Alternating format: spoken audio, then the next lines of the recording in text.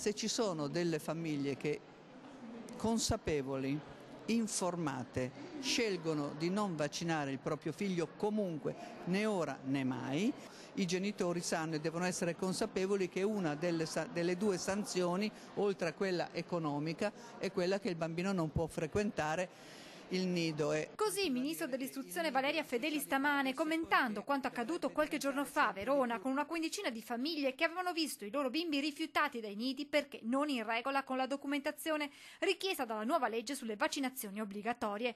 Qualche ora dopo queste dichiarazioni il colpo di scena. Come annunciato la scorsa settimana dal governatore Zaia, che aveva promesso un provvedimento che rendesse meno coercitiva la normativa, ecco arrivare la moratoria firmata dal direttore generale della sanità Domenico Mantoan.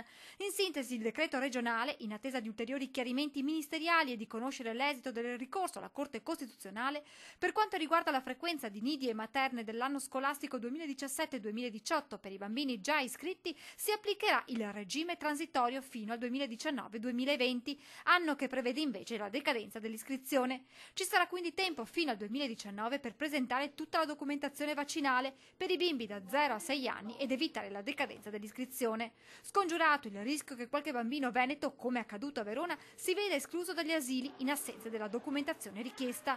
Fermo restando l'obbligo di regolarizzare la propria posizione entro il 2019, i genitori al momento potranno accompagnare regolarmente i loro bimbi a nidi e materne che dunque potranno accogliere tutti gli iscritti.